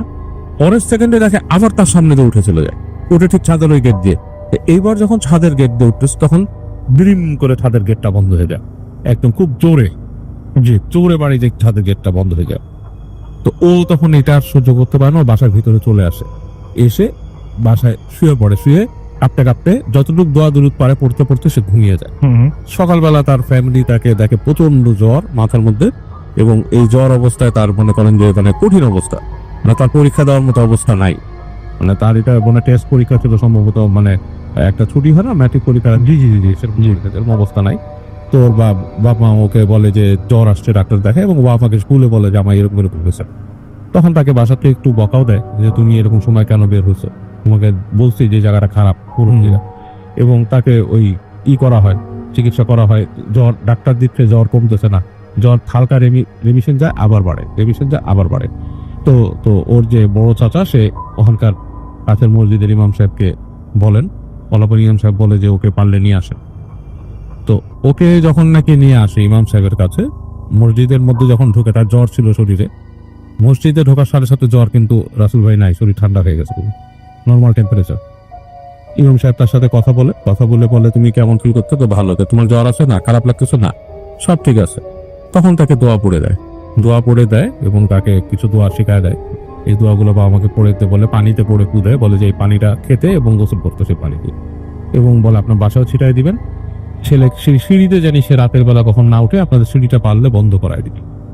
মানে সিঁড়ির মধ্যে হয়তো জিনিসটা যেটা হয়েছে যে ও রাতের বেলা দেখছে, এবং এগুলা তো খারাপ জিন, ওরা দূর থেকে ওকে খেয়াল করছে, ও যে খেয়াল করছে, এবং ও ওভার কিউরিয়াসে যখন সিঁড়িতে গেছে, ওদের কাছে এটা 1 সেকেন্ডের ব্যাপার, ওরা লাইট স্পিডে চলাফেরা করে ওখানে উঠতে, এবং ওকে জাস্ট ভয় দেখাইছে, এবং ওদের গায়ের বাতাসটা লাগছে, এটাতেই তার এই জ্বর এসে গেছে। এবং তারপর ওকে দোয়া টোয়া করে করে দেয়, বলে আস্তে ধীরে ঠিক। ওর পরীক্ষা মিস হয়ে গেছিল, পরীক্ষা পরবর্তীতে স্পেশাল অ্যাপ্লিকেশন করে সে ওইটার হয় আর কি। ওকে, এই হচ্ছে থ্যাংক ইউ সো মাচ আপনার ঘটনার জন্য, আপনাকে অনেক ধন্যবাদ। এবং চলে যাব আমাদের প্রথম অতিথির কাছে, মানে আমাদের তৃতীয় অতিথি, সেকেন্ড পেশেন্টের প্রথম অতিথি আর কি পেরি। আপনার নামটা প্লিজ তো বলবেন, কোথা থেকে এসেছেন সেটা বলবেন, তারপর আপনার ঘটনায় যাব। জি, আসসালামু আলাইকুম রাসেল ভাই। জি, আমি মোহাম্মদ বাইজির আলম, আমি এসেছি ধানমন্ডি থেকে, আমার হোমটাউন নরসিংদীতে। তো আমি নরসিংদীরই একটা ঘটনা আজকে শেয়ার করব। চলুন শুনে আসি আপনার ঘটনা। তো আমি আজকে যে ঘটনাটা বলবো সেটা হচ্ছে বিরামের ঘটনা। তো আমার এলাকাতে একটা দিঘি আছে, সরকারি দিঘি, বিশাল বড় দিঘি। তো এখানে দিঘিটা ভালো না, এলাকার মুরব্বীরা বলতো এখানে রাতের বেলা যেন কেউ না যায় মাছ ধরতে। তো আমাদের এলাকার কিছু লোক ওইখানে মাছ ধরতে গিয়েছিল রাতে। তো ওনারা মাছ ধরতেছে, হঠাৎ ওনারা বাঘের গর্জন শুনতে পায়। প্রথমে যখন বাঘের গর্জন শুনতে পায় তখন অনেকেই ভয় পেয়ে গেছিল, বলতেছে যে না, সুবিধা মনে হচ্ছে না, আজকে আমরা মাছ ধরবো না। তারপর কয়েকজন বলতেছে না না, মাছ ধরি, সমস্যা না, এইগুলো কোনো বিষয় না, মাছ তো ভালোই পাচ্ছি, আমরা ধরি। তো ধরতেছে মাছ, একটু পরে আবার বাঘের গর্জন, তখন মনে হচ্ছে যে আরো কাছে চলে আসছে বাঘ। তো তখন অনেকেই আরো বেশি ভয় পেয়ে গেছে, বলতেছে যে আমরা আর ধরবোই না, চল বাড়ি চল, আর দরকার নাই মাছ ধরার আজকে। তারপরে কয়েকজন বলতেছে অতিরিক্ত লোভ হয়ে যে না না, আমরা মাছ মারি। তো তারপর আবার ওনারা মাছ ধরতেছে। তারপর আবার বাঘের গর্জন, তখন মনে হচ্ছে যে অনেক নিকটে এসে পড়ছে বাসটা, মনে হচ্ছে বাঘটা অনেক নিকটে চলে আসছে। তখন ওনাদের হাতে টর্চ লাইট ছিল, টর্চ লাইটটা ওনারা মারে সামনে দেখার জন্য। জি ওনারা দেখার জন্য সামনে মারে। তখন ওনারা যা দেখতে পায় যে একজন মানুষ দাঁড়িয়ে আছে, অবিকল মানুষ, শুধু তার মাথা নাই, তার বুকের মধ্যে 4টা চোখ, বুকের মধ্যেই দা। তো ওনারা যখন টর্চ ওইখানে ছাড়ে, ওনারা দেখে যে ওনাদের টর্চের যে পাওয়ার, তার চেয়ে 3 গুণ পাওয়ারফুল ওর চোখ থেকে একটা আলো আসছে এইদিকে। দেখে তো ওনারা যে যার মতো করে দৌড়িয়ে পালায় বাড়িতে চলে আসছিল। আসার পরে তো পরের দিন ওনাদের অনেক জ্বর, গোসল টোসল করানো হয়েছে। মুরব্বীরা অনেক গালাগালি করলো যে কেন গেলা, এখানে আমাদের নিষেধ ছিল, তারপরও কেন গেলা। তো এইভাবে পার হয়ে গেল। আমার দাদা ছিল, আমার চাচা দাদা, আমার দাদার আপন ভাই, উনি আবার পি টাইপের ছিল, মুরিদ করাতো। তো উনি মারা যায়। উনি মূলত বিরাম পালতো আর কি। তো 2টা বট গাছ ছিল ওনার, একটা বড় বট গাছ, একটা ছোট বট গাছ।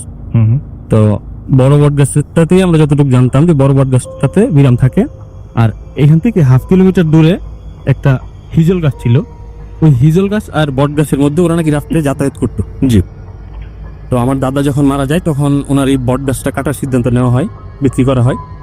তখন ছোট গাছটা কাটতে পারে ভালোভাবেই, কিন্তু বড় গাছটা যখন কাটতে যায় তখন অনেক সমস্যার সম্মুখীন হতে থাকে ওনারা দেখে যে আশেপাশে কোথাও কোনো গাছে পাতা নাড়াচাড়া করে না, কিন্তু এই গাছটাতে মনে হচ্ছে যে ঘূর্ণিঝড় শুরু হয়ে গেছে। ওনারা বুঝতে পারছে যে বিষয়টা স্বাভাবিক না। প্রথম দিন কাটতে গিয়ে একজনের পা কেটে যায়, মারাত্মকভাবে উনি আহত হয়, পা রক্ত পড়া বন্ধ হচ্ছে না কোনোভাবেই। পরে ওনারা ওই দিন আর গাছ কাটতে পারেনি। পরের দিন আসে, পরের দিনও বিভিন্ন সমস্যার কারণে পরের দিন কাটতে পারেনি। তারপরের দিন, তৃতীয় দিন দল বল একটু বড় করে ওনারা আসে যে আজকে কাটবো, টাকা দিয়ে গাছ কিনলাম, কাটতেই হবে। তো ওনারা এক প্রকার জোর করেই কাটছে, সাহসিকতা দেখা। কিন্তু কাটার পরে গাছ থেকে রক্ত বেরিয়েছে, অনেক রক্ত। এটা গরু জবাই করলে যে পরিমাণ রক্ত, ওই পরিমাণ রক্ত। অনেক মানুষ দেখতে আসছে যে কি ব্যাপার, গাছ থেকে নাকি রক্ত বেরিয়েছে। তখন আসার পরে এইভাবে নিল, গাছ নিল। কিন্তু রাসেল ভাই ওই দিন রাত থেকেই সেই বাঘের গর্জন, এলাকাবাসী সবাই শুনতে পায় বাঘের গর্জন, কান্না করতেছে। বাঘ মনে হচ্ছে কান্না করতেছে, বাঘের গর্জন।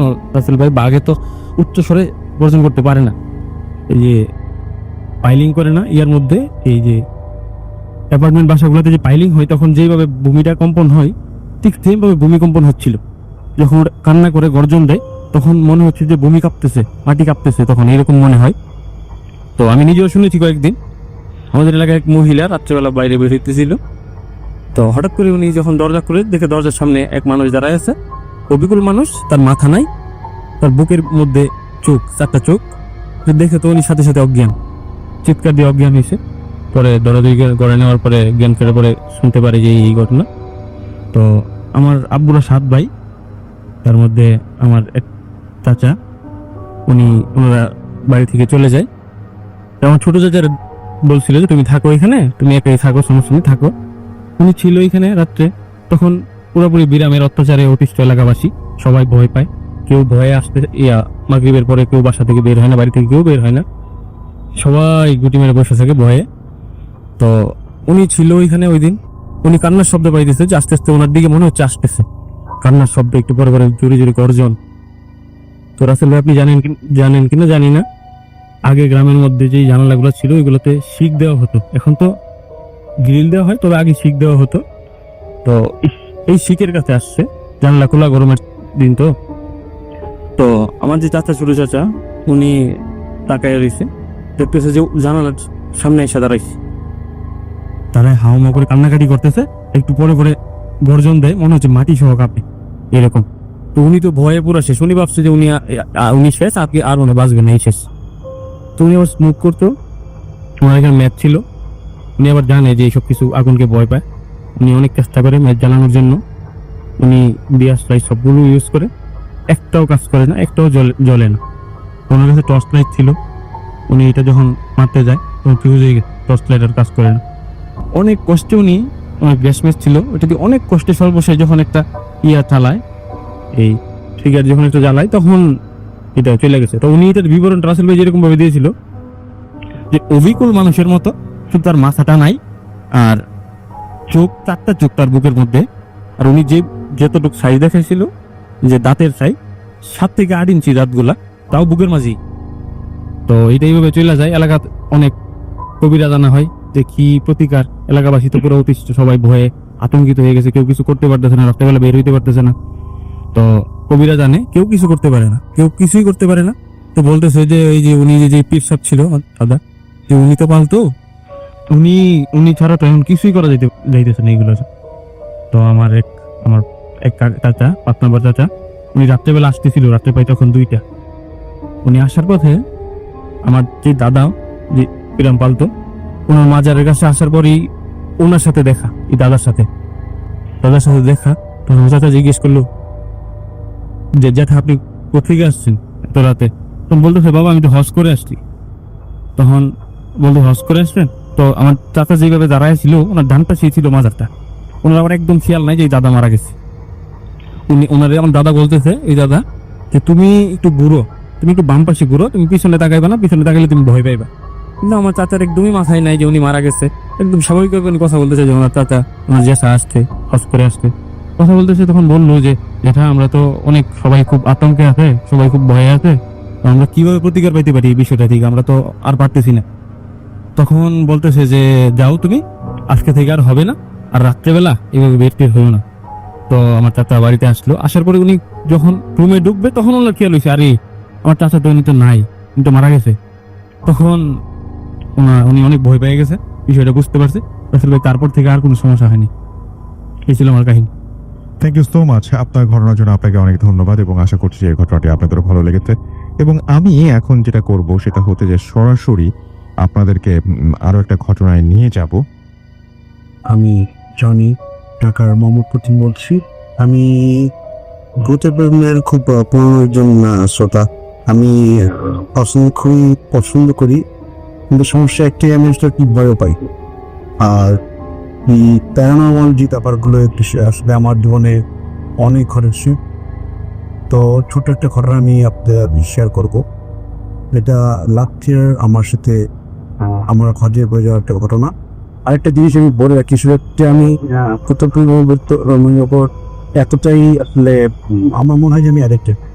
কারণ আমি এখন যখন মোটরসাইকেল চালাই তখন হেডফোন দিয়ে ডাউনলোড করছি, এবং তো আমি আপনার মানে প্রতি সপ্তাহে শুধু আমি নেট কিনি, মোবাইলের ডাটা কিনি শুধু এটার জন্য। মানে আমি কোথাও যদি কোনো কাজে যাই, কোথাও বাইরে চলে যাচ্ছি, মোহাম্মদপুর থেকে বা গুলশান যাচ্ছি, হোয়াট এভার, মানে ঢাকাটা ফোনের মুভ করতে হলে আমার কানে হেডফোন উইথ আপনার এই ভোটার। তো আমার আমার মনে হয় কি আমার লাইফটা ঠিক লেগেছে। আমি এর ছাড়া আসলে করতে ভালো লাগে না, কারণ শুনতে চালের দিক দিয়ে হ্যাঁ আমার বাচ্চা স্কুল কেমন আনতে হয়, তখন আমি এটা শুনি চালাই। হোয়াট এভার, আমি ঘটনা চলে যাই। ঘটনা হচ্ছে 2018 সালের সেপ্টেম্বর মাসে, জাস্ট এই মাসেই আমি হস্পিটাল ক্যাম্প করবো। আমার হজ আল্লাহ খুব সুন্দরভাবেই পালন করি। তো বেসিক্যালি যারা হজে যেতে, তাও দেখবে যে হজের মক্কার ঠিক পিছন একটা দেখবেন বাইতুল মুআল্লা যে কবরস্থানটা, ওইখানে আমার হোটেল ছিল।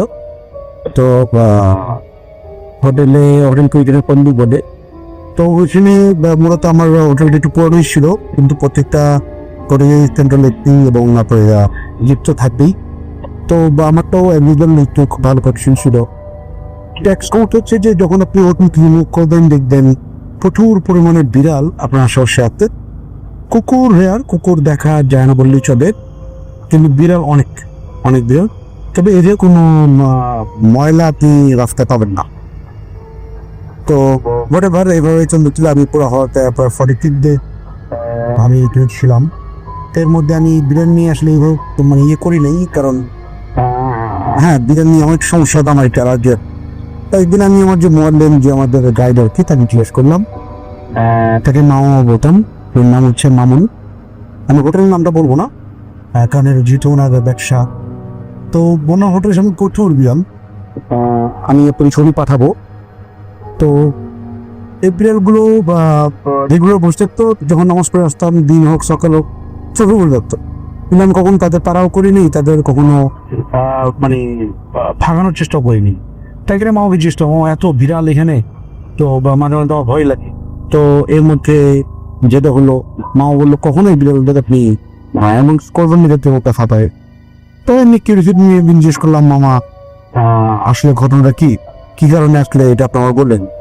উনি বললো যে এটা আসলে মানে এটা এমন একটা জায়গা, আল্লাহর ঘর এখানে, এখানে মানুষ জিন থাকে, বেরোর উপরে থাকে। তো অত ভুল করে যদি আপনি কোনো ভুল কাজ করে ফেলেন আর যদি হজে আসছেন কেউ যেন ব্যথা না পায়, সে আপনি নামনা করতে হতো।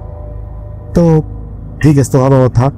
তা আমার মনে আসলে একটু কিউরিয়াসিটি ছিল যে মানে একটা ভয়ও ছিল যে কিভাবে এটা দেখা দেয় বা জানা যায় আরো একটু। কারণ আমি ভূত ফিল্ম শুনি অলমোস্ট 7-8 বছর তো হইতেই আমি শুনি, কিন্তু আমি রাতে শুনি না, আমি ডাউট করি সব শুনি। কারণ দিনে আবার তো আমার একটু ভয়টা লাগে না ওরকম, রাতে শুনলে আমার রাতও কষ্ট হয় এবং আমার রাত ক্যারি হয়ে যায় সত্যি কথা যেটা বলতে। তো এই হিসেবে আমি চলে আসবো আমার সেপ্টেম্বরের 4 তারিখে 6 তারিখে বাংলাদেশে ব্যাক করার কথা। তো 4 তারিখ আমি চলে আসবো, সরি 4 তারিখ আমি নামাজ পড়তে যাবো, তাহাজ্জুদের নামাজ। যারা মক্কায় যেতেন বা হজে গেছেন তারা জানেন যে সৌদিতে মক্কায় কিন্তু তাহাজ্জুদের নামাজের আজান হয়, কিন্তু ইয়ে হয় না, জামাত হয় না। তো আমি মূলত সবাই ওই টাইমে 3টার মধ্যে উঠে যায়, আমিও রেগুলারের মধ্যেই উঠে গেলাম ওই টাইমে। তো ওঠার পরে আমি প্রথমে তাকিয়ে বাম পাশে তাকালাম, তাকায় দেখলাম যে 2জন লোক আমার পাশে দাঁড়ায়, আর আমার রুমটা খুব অন্ধকার। আমি আমার রুমের ডিসক্রাইব একটু বলে দিচ্ছি, সেটা হচ্ছে যে কোনো একটা ফ্ল্যাটে যদি আপনি ঢুকলে একটা কমন স্পেস থাকে, তারপর ডান পাশে রুম, বাম পাশে রুম, আর ঢুকলে যে জায়গাটা সে হচ্ছে সিঁড়ি ঢুকলেই একটা বেসিন পর একটা বাথরুম পর, তারপর বাম পাশে আমার একটা বাথরুম সবার একটা রুম ছিল, সেটা আমাকে দেওয়া হয়েছিল যেহেতু আমি একটু হেলদি অ্যান্ড আমি আমার ক্যাটাগরিটা একটু ভালো ক্যাটাগরি ছিল, যার কারণে আমার রুমে একটা বাথরুম ছিল। তো আমি রাতে ভয় পাই, এই জন্য রুমের লাইটটা কেউ জ্বালানো যেত না। যারা আমার সাথে থাকতো তারা নিশ্চয়ই আমি একটু বয়স্ক, আর আমরা 5জন ছিলাম এক রুমের ভেতরে। তো এরকম যে রুমটা ঢুকার পরে আমার ওই কমন স্পেস থেকে বাম দিকে ঢুকলেই আমার রুমটা, ঢুকে প্রথমে বাম পাশে বাথরুমের বড় বড় একটা বেড, তারপরে একটা বেড, ঠিক দরজার উল্টা কর্নারে একের নিচে আমার বেডটা। তো রুমগুলো খুব বড়, অ্যাপ্রক্স আপনার 300 স্কোয়ার ফিট তো হবেই, 300 স্কোয়ার ফিটের রুম। তো এখানে সিঙ্গেল বেড থাকে, আমিও বেডে শুলে ধরেন আমি রাতে দরজাটা খোলা রাখতাম যাতে ঘরটা একটু আরো দিক থাকে, এবং ওই দরজার সাথে সাথে আমি বাথরুমের লাইটটা জ্বালাই দিয়েও বাথরুমের লাইটটা দরজাটা একটু খোলা রাখতাম। তো যদি কেউ এই আবার মাঝখানে দাঁড়াইতে অবশ্যই আপনার বুঝতে পারবো যে কয়জন বা কে দাঁড়াইছে, হয়তো চেয়ার দেখতে পারবো না, কিন্তু অ্যাটলিস্ট তাদের ছায়াটা বুঝতে পারবো। তো আমার মনে হয়েছে আমি তাহাজ্জুদের নামাজ পড়ি হ্যামশপে গিয়ে। তো আমি নর্মালি তাকাই দেখলাম যে 2জন দাঁড়ায়। তো আরেকটা কথা বলে নিয়ে আসলে আমার জন্য টোটালি পুরো এই 46 ডে আমার ঘুম নিয়ে খুব সমস্যা হতো, বাট কারণ ওই যে 3 ঘন্টা একটা ডিফারেন্স থাকে, এই জন্য খুব কষ্ট হয়েছে। তো আমি ঘুরে তাকালাম দেখলাম যে 2জন লোক দাঁড়ায় আছে এবং আমার দিকে মুখ করে তাকায় আছে। তা আমি প্রথম মনে করলাম যে হয়তো আমাকে ডাকতে আসছে তাহাজ্জুদের নামাজের জন্য। তো ওইখানে 2জন দাঁড়াই আছে, তো আমি তাদের দেখে তারা যদি ডাকতেছে না, রুমটা অন্ধকার, তাদের আমি অবয় দেখতেছি, তো মনে করলাম হয়তো এখন সময় হয়নি, এই জন্য ডাকতে হবে, সময় হলে আমার টিকিট রাখ দিবে। তা আমি তাদের দেখে উল্টা উড়ে গেলাম, দেওয়ালের দিকে মুখ করলাম। মুখ করার পর সাথে সাথে আমি চিন্তা করলাম, আমার দেখেটাও না আমার মাইন্ড কাজ শুরু করলো যে যদি তারা আমার ডাকতে আসে রুমের লাইট জ্বালানি কেন। তো এটা চিন্তা করে আমি তাকাইলাম, তাই দেখলাম দাঁড়ায় আছে। তো রুমটা অন্ধকার, আর স্বাভাবিক আমার রুমে যদি সব 5জন মধ্যে 3জন বয়স্ক, সেক্ষেত্রে তারা অবশ্যই রুম তো লাইট জ্বালাবেই। কিন্তু দেখেন তো দাঁড়াইয়া, তখন আমি প্রথমবার জিজ্ঞেস করলাম কে, দ্বিতীয়বার জিজ্ঞেস করলাম কে, তৃতীয়বার আমি জিজ্ঞেস করলাম কে বলে আমি চিৎকার দিয়ে উঠলাম। চিৎকার দেওয়ার সাথে সাথে আমি আমার ওই যাওয়া ছিল তারা সব উঠলো উঠে দেখি আমার নাম আসল নাম হচ্ছে আরিফ, ডাক নাম জানি। তো আমার যে হ্যাঁ আরিফ কিস, আমরা না ভাই কিছু হয়নি, মনে হয় তার যদি আমার সময় হয়েছে, না মাত্র তো 2টা বাজে, আরো 1 ঘন্টা আছে ঘুমান। তো আমার মাথায় কাছে যে ওটা কে ছিল, লাইট জমা পড়ে কিছুই নেই। তো এটা আমি আর কাউকে বলিনি, কারণ আমার সাথে যারা থাকে তাও হয়তো ভয় পেতে পারে, সেই জন্য আমি আর কাউকে কিছু বলি। তো এইটাই ছিল আমার ঘটনা। আর আসলে ভাই যদি ভালো লাগে শেয়ার করবে, কাইও নিতে না, যদি ভালো লাগে আমাকে জানাবেন। আমার আর অনেক ঘটনাটা আমি আপনাকে জানাবো। হ্যালো, তো আমরা আমাদের আরো একজন অতিথি আমাদের সঙ্গে এই মুহূর্তে আছেন, তার কাছে সরাসরি চলে যাবো। আপনার নামটা প্লিজ একটু বলবেন, আপনি কোথা থেকে এসেছেন সেটা বলবেন, তারপরে আপনার ঘটনায় যাবো। জি, আসসালামু আলাইকুম রাতুল ভাই। আসসালামু আলাইকুম বিসলাট। আশা করি সবাই ভালো আছেন। আমি শাহিন মাহমুদ, আসছি উত্তর বাড্ডা থেকে। আমার দেশের বাড়ি বরিশাল বিভাগ, পটুয়াখালী জেলা। তো আমি আজকে যে ঘটনাটা শেয়ার করব সেটা হচ্ছে আমার 2 বন্ধুর কাছ থেকে শোনা। জি, আমার 2 বন্ধু যাত্রাবাড়িতে চাকরি করে, একটা কোম্পানিতে চাকরি করে। 2019 সালে আগস্ট মাসে ছুটি পেয়ে দুজনে বাড়ি যায় ঘুরতে বেড়াতে। তো তারা সারাদিন ঘুরে ফিরে বাড়ির পাশে সন্ধ্যাবেলা একটা বাজারে যায় চা আড্ডা দিতে যাওয়ার পরে নেক্সট ডে তারা ক্যারাম বোর্ড খেলার আড্ডায় পড়ে বন্ধুদের সাথে।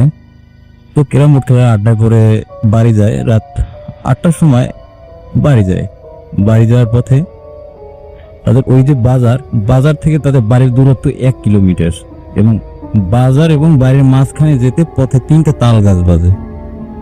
3টে তাল গাছ। যখন তারা তাল গাছের ওই জায়গায় যায় তখন দেখতে পায় যে তাল গাছের মাথা সম্মুখীন একটা লোক, মুখে তার আগুন জ্বলতেছে এবং তাদের থেকে আস্তে আস্তে হেঁটে আসতেছে। এই দেখে আমার 2 বন্ধু খুব ভয় পেয়ে তারা পিছনে ব্যাক করে আবার বাজারে চলে আসে এবং মনে মনে তারা দুজনে বলতে থাকে যে বাজার শেষে 10টা বা 11টার সময় বাড়ি, হয়তো বাজার দোকানপাট বন্ধ করলে দোকানের লোকজন পাওয়া যাবে বাড়ি যাওয়ার জন্য। এই জন্য তারা আবার ক্যারাম বোর্ড খেলা আবার মনোযোগ দেয়। তো তারা ক্যারাম বোর্ড খেলা আবার খেলতেছে। হঠাৎ তাদের খেয়াল পড়ে রাত 11টা সাড়ে 11টার সময় যে বাজারের দোকানটা সব বন্ধ হয়ে গেছে, সব লোকজন তো চলে গেছে, তো আমরা যাবো কিভাবে? তারপর তারা ক্যারাম বোর্ড খেলা বাদ দিয়ে আবার বাড়িতে রওনা দেয়। কোন লোকজন পায় না ওই সময়। তো যখন তারা ওই তাল গাছের ওই জায়গায় আবার যায়, তখন প্রথম তারা রাত 8টার সময় যে দৃশ্য দেখতে, নেক্সট পরে আবার ওই একই অবস্থা, একই দৃশ্য, যে একটা লোক তাল গাছের মতো সেম লম্বা, তার মুখে আগুন জ্বলতেছে এবং আস্তে আস্তে তাদের দিকে ধেয়ে আসছে। তো তারা 2 বন্ধু আবার ভয় পেয়ে আবার বাজারের দিকে দৌড় দেয়। তো বাজারের দিকে তারা না গিয়ে তারা একটা জঙ্গলের ভিতরে ঢুকে পড়ে, অন্য একটা জঙ্গলের দিকে। তো তারা যখন জঙ্গলের ভিতরে ঢোকে, অনেক দূর দৌড়ায়, ওই অদ্ভুত লোকটা আর দেখে না, কিন্তু একজন হুজুরের মতো একজন লোক তাদের সামনে এসে পড়ে, সাদা পাঞ্জাবি পরা, মাথায় টুপি, পাগড়িওয়ালা। তো তারা একজনই চিনতে পারে যে তো আমাদের পাশের গ্রামের হাকিম নানা।